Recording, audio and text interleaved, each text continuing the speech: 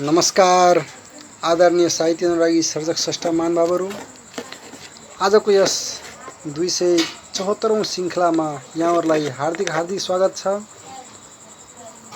तपाईहरुकै प्यारो साप्ताहिक वाचक म श्यामप्रीत मण्डल राजगढ गापा वार्ड नम्बर 3 नरगो सप्तरीबाट यहाँहरु समक्ष उपस्थित भइसकेको छु। आजको बुधबारको वाचक र यहाँहरुलाई रसस्वाद गराउनको लागि मैले सुन्दर 5 वटा लघुकथा र एउटा अनुवाद सहितको थारू अनुवाद सहितको लघुकथाहरू लिएर उपस्थित भइसकेको छु। यहाँहरुले हाम्रो यो कार्यक्रमलाई सुनिदिएर माया गरिदिनु हुनेछ र आफ्ना अमूल्य प्रतिक्रियाहरू कमेन्ट मार्फत हामीलाई सल्लाह सुझाव र आफ्ना मनलागेका टिप्पणीहरू हामीलाई शेयर गर्नुहुने नै छ भन्दै म आजको यो श्रृङ्खलालाई अगाडि बढाउन चाहन्छु। आज मिति 2079 साल साउन महिनाको 4 गते, तदनुसार 2022 जुलाई 20 तारिक श्रावण कृष्ण सप्तमी तिथि बुधबार रातिको 7:55 बजे यहाँहरु समक्ष लघुकथा पाठ्य सर्वोदय प्रतिष्ठानमा प्रसारण हुने लघुकथाहरू लिएर उपस्थित भइसकेको छु र आजको यस श्रृङ्खलामा वाचन हुने लघुकथाहरू र लघुकथाकारजीहरूको नाम यस प्रकार रहेको छ। रोशन पराजुलीज्यूको जीवन रंग शीर्षकको पहिलो रचना रहेको छ भने पुण्य कार्की ज्यूद्वारा अनुवादित ओशोको हिन्दीबाट अनुवाद गरिएको जीवन शीतको थोपा शीर्षकको रचना रहेको छ।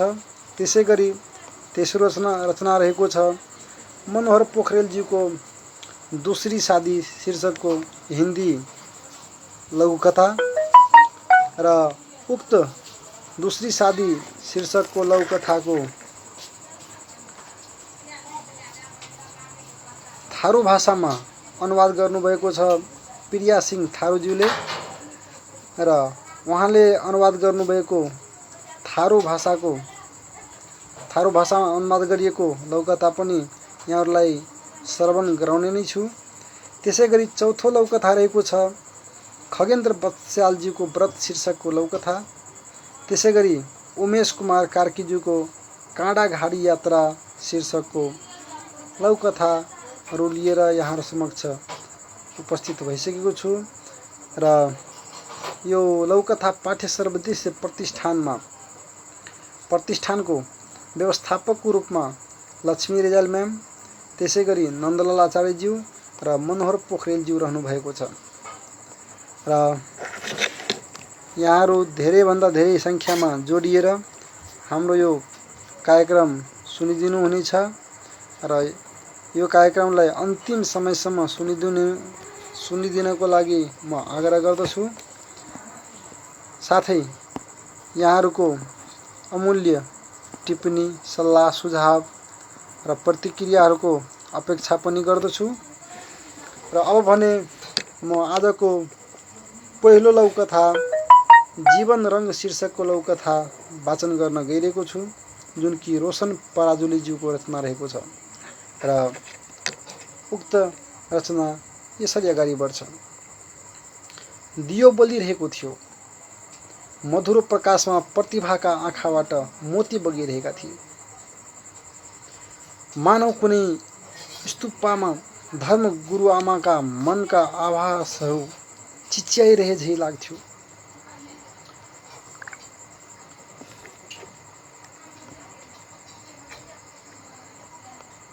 गोल तर अन्धकारमा जुनकिरीका प्रतिबिम्बहरू चम्किँदै नयाँ वर्षको हवा दिइरहे झै लाग्थ्यो। नववर्ष क्षितिजको कुनाबाट चियो मारिरहेको प्रतीत हुन्थ्यो। पातहरू परिवर्तनका रेखा चित्रमा केही दर्शन दिए झै लाग्दथ्यो। मानव कुनै नयाँ ग्रहमा शुभकामनाका सन्देश बाँड्न जानुपर्ने झै लाग्थ्यो।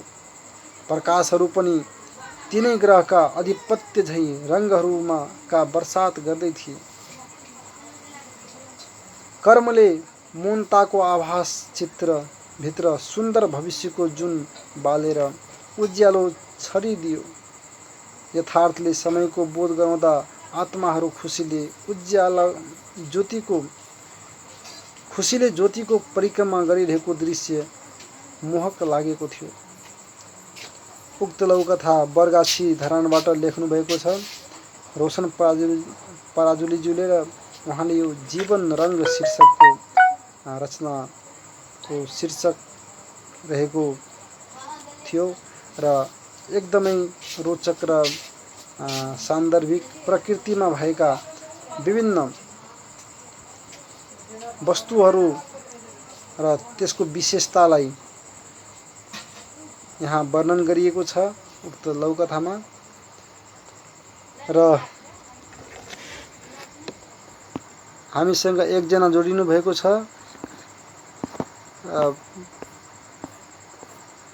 यहाँले आफ्नो प्रतिक्रियाहरू दिँदै गर्नुहोला। र अहिले भने म आजको दोस्रो लघुकथा वाचनतर्फ जान चाहन्छु।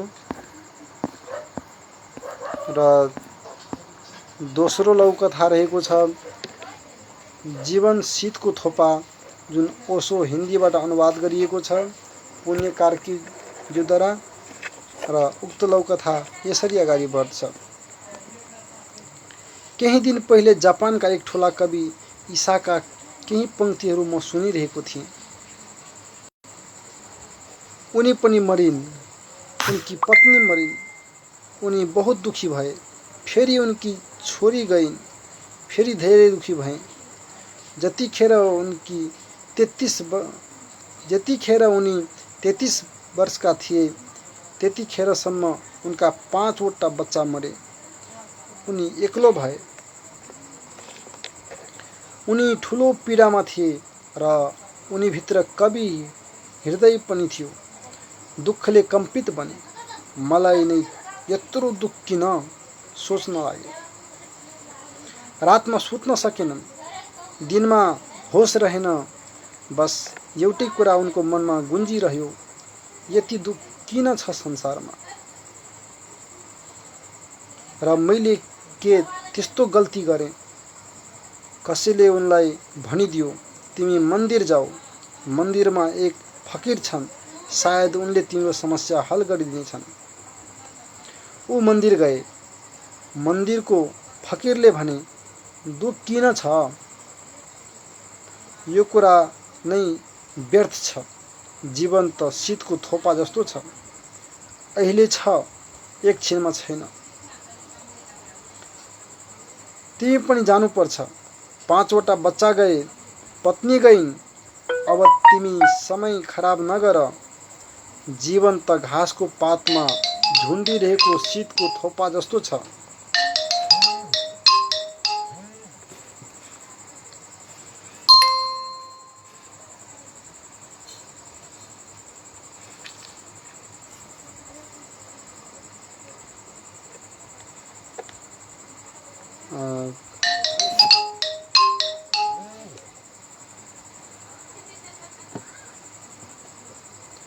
बिचमा अलिकति डिस्टर्बेन्स हुन गयो, त्यसको लागि म क्षमा प्रार्थी छु।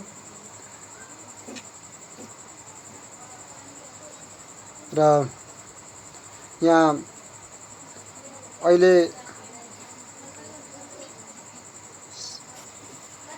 यो पुण्य कार्कीज्यूले रचना गर्नुभएको हामी शीतको थोपा शीर्षकको रचना तपाईहरू सुनिराख्नु भएको छ। र जीवन त घाँसको पातमा झुन्डिरहेको शीतको थोपा जस्तो छ, अहिले छ भने छैन, अहिले छ भरे छैन। ईसा फर्केर आए आफ्नो घर। फकीरले भनेको कुरा उनलाई जच्यो, साँच्चै जीवन यस्तै नै छ। उनले एक हाइकु लेखे, एउटा सानो कविता लेखे। कविता छ, life is a dew drop, yes I am convinced perfectly, life is a dew drop,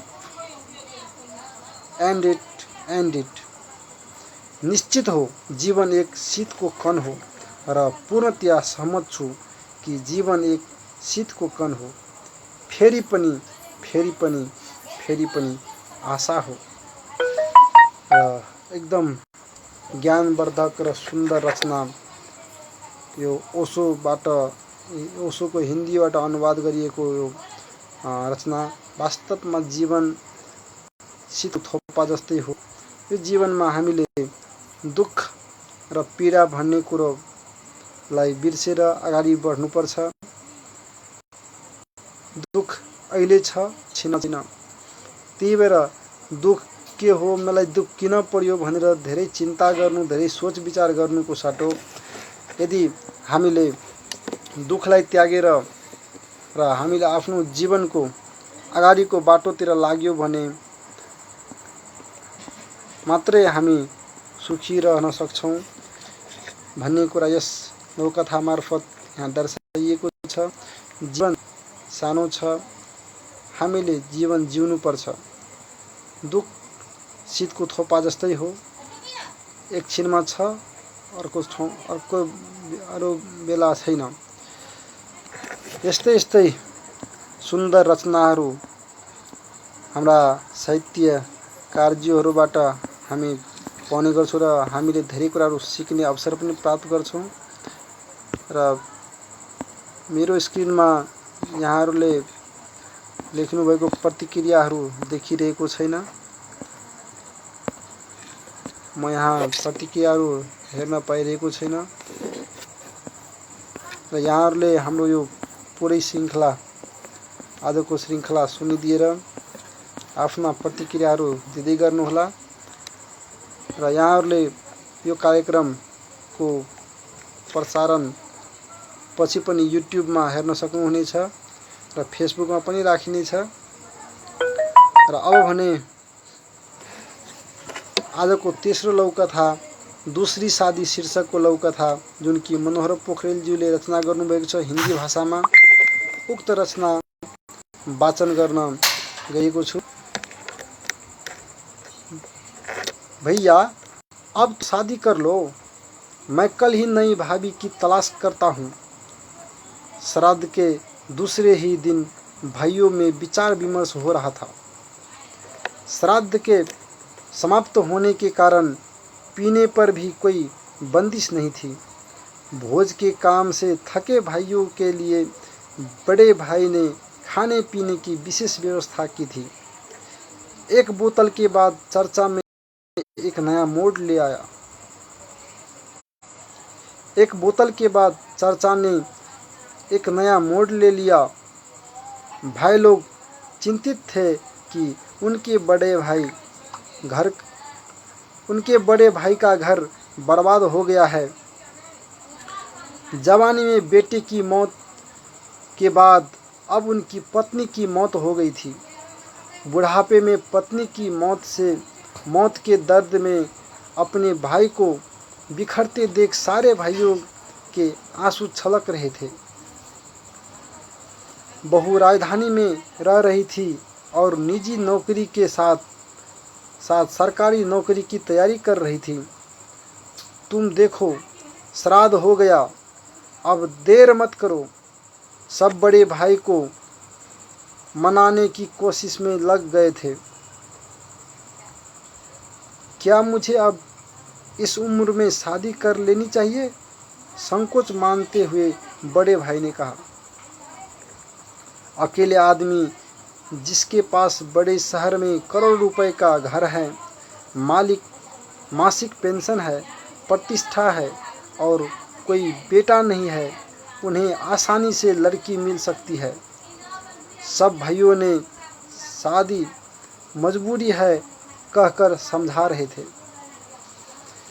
मेहनत से कमाए हुए धन बुढ़ापे में खर्च करने के लिए ही तो है। कभी कभी डांट भी रहे थे। अगर आप खुद झूठा बर्तन धोएंगे तो हम लोग खा नहीं पाएंगे, हम लोग इस घर में कदम भी नहीं रखेंगे। उसके बाद भैया बोले तो सबकी जुबान बंद हो गई। प्यार शाश्वत है, कोई सीमा नहीं है। मृत्यु मनुष्य को अलग नहीं कर सकता है और प्रेम की स्मृति उसे अकेला नहीं रहने देता है।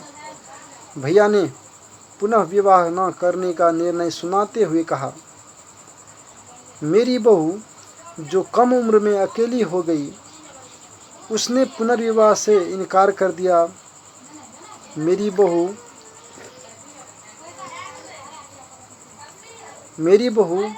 जो कम उम्र में अकेली हो गई, उसने पुनर्विवाह से इनकार कर दिया। मेरी बहू पोते के भविष्य के बारे में चिंतित रहकर अपने मृत पति की फोटो देखकर जी रही है।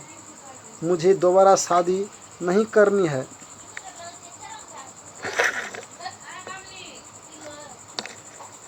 मुझे दोबारा शादी नहीं करनी है, शादी करवानी है। अब अपनी बहू के लिए योग्य वर ढूंढो। यो हिंदी भाषा में लेखिएको लघुकथा, जुन कि यो लघुकथा मनोहर पोखरेलज्यूले लेख्नु भएको रचना रहेको थियो र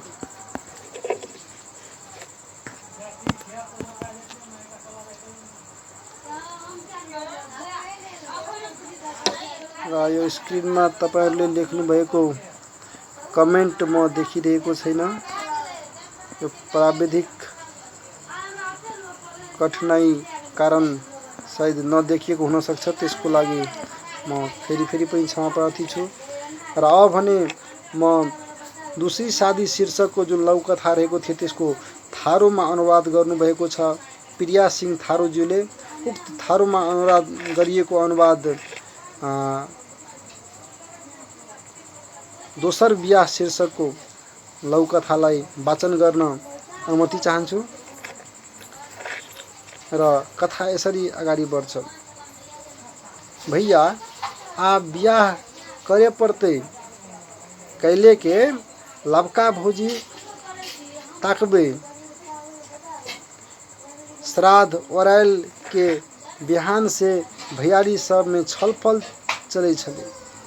श्राद्ध के काम ओरायल से खाए के व्यवस्था कैने छले। भोज भतेर के काम लाके भ्या सब थाकल हेते कह का भैया खान पियन के लेल विशेष व्यवस्था करने रहे। एक बोतल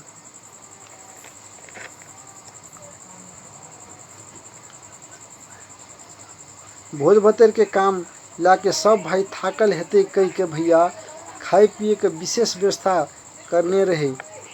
एक बोतल ओराइल बाद छलफल लबका मोड़ लेल के भैया के घर द्वार लथालिंग भा गेल से भ्या सब चिंता में छले। भैया के पहिने जवान बेटा मोरल आ अखन फेर घरवाली मोरला से बड़का वज्रपात पड़ल छले। बुढ़ेस काल में घरवाली के वियोग के चिंता से छटपटा रहल दृश्य देख सारा के लोर चुए छले। पुतो काठमांडू में रह के निजी जागीर के संगे लोक सेवा के तैयारी सुहो करते रहे। बाजार में करोड़ों के घर, 40,000 पेंशन आ प्रतिष्ठा रहल। बेटा नहीं रहल, विदुर के जल्दिए आ निके लड़की मिले छे। भ्या सब दोसर ब्याह बाध्यता छिए कहत समझा रहल छले। दुख से अर्जल संपत्ति बुढ़ेस काल में उपयोग नहीं कर किले बेकार करबी। भ्या सब बेला बखत थरकाइत सुहो रहे। अपने से एठा भात माजबी त हमरो के नहीं खेबो, टांगो नहीं रोबो तोहर घर में। भैया के एकटा शब्द से सबके मुँह बंद भए गेलै। प्रेम अनंत है छै, कोनो सीमा नहीं है छै। मृत्यु से लोक छरपटाएला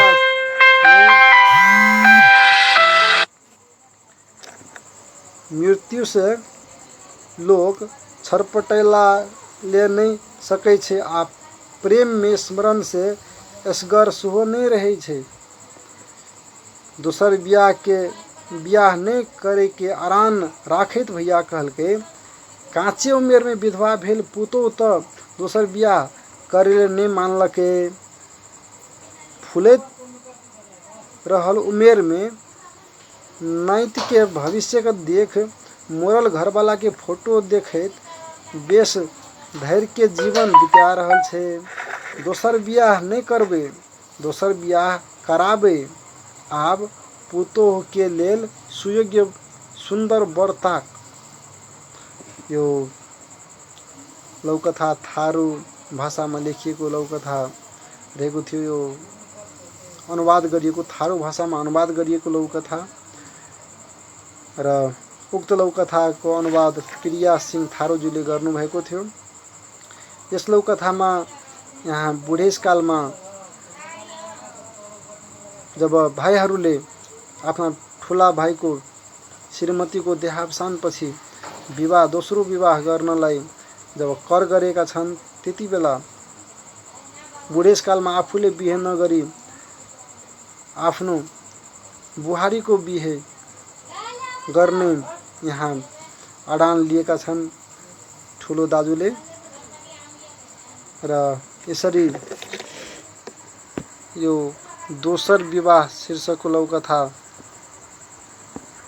सकिएको छ र म यहाँ हेर्न सक्छु यहाँहरू धेरैभन्दा धेरै मात्रामा उपस्थित भएर हामीलाई हेरिराख्नु भएको छ र तपाईहरुले पक्कै पनि आफ्ना प्रतिक्रियाहरू हामीलाई पठाउँदै हुनुहुन्छ र म यहाँ दुर्भाग्यवश ती कमेन्टहरू हेर्न पाइरहेको छैन। त्यसैले तपाईहरु आफ्ना अमूल्य प्रतिक्रियाहरू दिँदै गर्नुहोला। पछि यो फेसबुक र युट्युबमा पनि राखिनेछ र तपाईहरुको प्रतिक्रिया सबैले हेर्न पनि पाउनेछ। र अब भने आजको चौथो लौकथा व्रत शीर्षकको लौकथा जुन कि खगेन्द्र बस्यालजीको रचना रहेको छ। उक्त रचना वाचनतर्फ म जान अनुमति चाहन्छु। व्रत शीर्षकको लौकथा र लेखक हुनुहुन्छ खगेन्द्र बस्यालज्यू। ऊ पहुना गएको बेला व्रतको प्रसंग उठ्यो। आज व्रतको दिन परेकोले मासु ल्याउन मिलेन। खेत रोपाई भइसकेको हुँदा तरकारी पनि गाउँको पसलहरूमा खासै पाइएन। यस्तो प्रतिकूल बेलामा आउनुभयो, निस्तै जस्तो भयो। त्यो सुनेर उसले भन्यो, म यहाँ मिठो खानाका निम्ति आएको होइन नि, अनि के व्रत लिनु भएको छ र? त्यो सुनेर उनले भन्यो, म यहाँ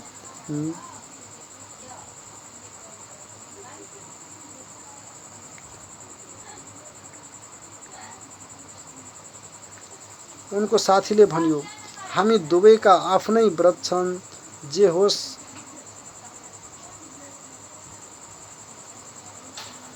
सरी यसलाई फेरि सुन्नु होला। त्यो सुनेर उनले भन्यो, म यहाँ मिठो खानाका निम्ति आएको होइन नि, अनि के को व्रत लिनु भएको छ र? उनको साथीले भन्यो, हामी दुवैका आफ्नै व्रत छन्, जे होस् व्रतकै प्रभावले होला हाम्रो घरमा कम्तीमा शान्तको वातावरण छ। छोराछोरीले राम्रोसँग पढ्न पाएका छन्। त्यो सुनेर उनले पनि भन्यो, हामीले पनि घरमा दुवैले एकै व्रत लिने गरेका छौं, तर त्यो व्रत बस्दा हामी भोकै बस्नु नपर्ने नियम छ। तर हप्ताको 3 दिन हामी त्यो व्रत कडाइका साथ बस्छौं।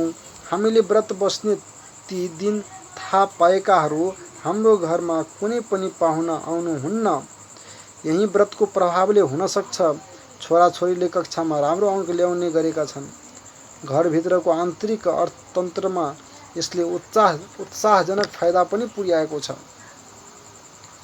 त्यो सुनेर उनीहरूलाई आश्चर्य लाग्यो। यसैले सोधे, दुवैजनाले एकै व्रत, त्यो पनि हप्ताको 3 दिन, अनि भोकै पनि बस्नु नपर्ने त्यस्तो व्रत त थाहा थिएन। यस्तो कुन व्रत हो, बताइदिनुहुन्छ कि? उसले मुसुक्क हाँस्दै भन्यो, मौन व्रत।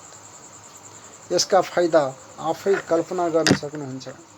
उहाँ तिलोत्तमा 9 सरस्वती पथ रूपन्देहीबाट लेखेर यो लौकथा पठाउनु भएको छ। बरु मार्मिक र सान्दर्भिक लौकथा, व्रत शीर्षकको लौकथा, जुन कि मौन व्रतको कुरा यहाँ खगेन्द्र बत्स्यालज्यूले आफ्नो रचनामा उठाउनु भएको छ। वास्तवमा पनि श्रीमान श्रीमतीले आफ्नो घरमा बच्चाहरूले पढिराखेको बेला झैझगडा गर्दैनन् र मौन व्रत राख्छन् भने त्यस्तो अवस्थामा बच्चाहरूले राम्रोसँग पढ्न पाउँछन् र बच्चाहरूले पक्कै पनि उत्कृष्ट अङ्क ल्याउँछन्।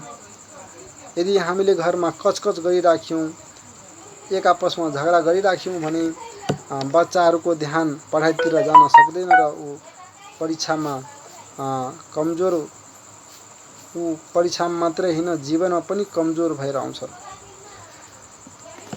र यहाँ हेम पोखरेलज्यूको यहाँ म हेर्न सक्छु, उहाँले नमस्कार भन्नुभएको छ। नमस्कार र यहाँलाई भव्य स्वागत पनि। मैले भर्खर एउटा मात्र प्रतिक्रिया हेर्न पाएको छु। यहाँहरूले आफ्नो अमूल्य प्रतिक्रियाहरू दिँदै राख्नुहोला। र अब भने म आजको 5औं र अन्तिम लौकथा काडाघाडी यात्रा शीर्षकको लौकथा, जुन उमेश कुमार कार्कीज्यूको रचना रहेको छ, उमेश कुमार कार्कीज्यूको उक्त रचना वाचन गर्न गइरहेको छु। लौकथाको शीर्षक रहेको छ काडाघाडी यात्रा। र कथा यसरी अगाडि बढ्छ। दुःखको महासागरबाट किनारा लाग्दै थियो रामवीरको जीवनी। दुःख गरेर पढाएका 3 जना छोराहरू सरकारी जागिरे, छोरी बङ्गलादेशमा चिकित्सक पढ्दै थिइन्। आर्थिक स्तर र सामाजिक स्तर सर्लक्कै बढेको थियो। दान दक्षिणा धर्म कर्ममा निकै अगाडि सर्थे उनीहरूका जोइपोइ। तर कहाँनिर गल्ती भयो कुन्नी, यो कुरा भगवानलाई स्वीकार्य भएन। अर्को ज्वालामुखी सन्निकट थियो। महाभूकम्पले श्रीमती चुडेर लग्यो। पत्नी वियोगको घाउमा खाटा नबस्दै प्लेन दुर्घटनामा परेर छोरी गुमाए। वृद्ध बुबाले थरथराउँदै छरपष्ट सबका टुक्रामाथि दागबत्ती थिए। मनै त हो, लोहा बनाउनै पर्दो रहेछ। उनले उसै गरे। एकाध वर्ष यसरी नै बिते पनि फेरि विपत्ति सुरु भयो। कोरोना महामारीको रूपमा। यसपालि त आफै यमलोकको नजिकै पुगेर फर्किए उनी। महामारी नि कस्तो विचित्र, आफ्ना आफन्त कसैले हेर्न छुनै नपाउने। 3 जना छोरा भएर पनि बुबाको सेवा गर्न पाएनन्। यस्तो विषम परिस्थितिमा फोनबाटै भए पनि हिम्मत नहार्न सुझाइरहन्थे। बस सक्ने नै यति थियो। 3-4 दिन भयो ठुलो केटाको फोन आएको छैन। माइला र कान्छालाई शिकायत गर्थे। दाजु काममा व्यस्त हुनुहुन्थ्यो सायद, पिर नगर्नु न, छोराहरू सम्झाउँथे। होला त नि, आशंकाका बीच यसै बोलिदिन्थे उनी। क्रमशः माइलो र कान्छोको पनि फोन आउन छाड्यो। कतै अनिष्ट भएन। अनेक आशंकाका काला बादलहरू मनभित्र मडारिरहन्थे र तेजाबी वर्षा गराइरहन्थे। उफ, भगवान पनि यति निर्दय नभएको भए हुने।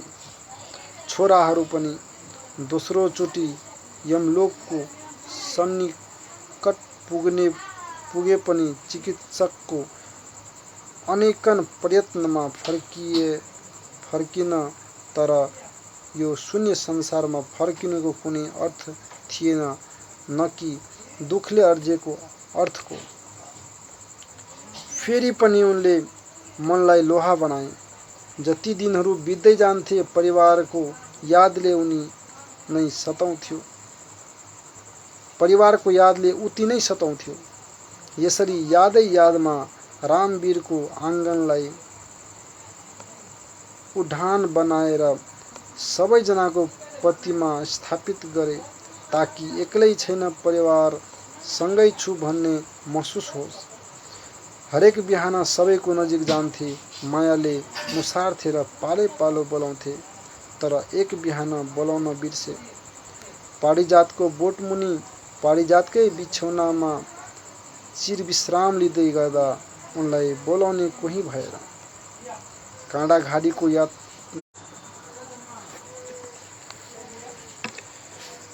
काँडाघारीको महायात्रा फुलबारीमा विसर्जित हुँदा प्रतिमाहरूले मात्र हेरिरहे। समाप्त। खादबारी 7 सङ्खुमा सभाबाट उहाँले यो लौकथा लेखेर पठाउनु भएको थियो र बडो मार्मिक लौकथा काँडाघारीको यात्रा उमेश कुमार कार्कीज्यूको रचना रहेको थियो र यहाँहरूले हामीलाई पठाउनु भएको प्रतिक्रियाहरू यहाँ म पढ्न पाइन, त्यसको लागि म क्षमा प्रार्थी छु। र आजको निर्धारित सबै लौकथाहरू वाचन भएर सकिएको छ। यहाँहरूको दिन शुभ बितोस् भन्दै म यहाँहरूबाट ओझेल हुन चाहे। नमस्कार, शुभरात्रि, जय नेपाल।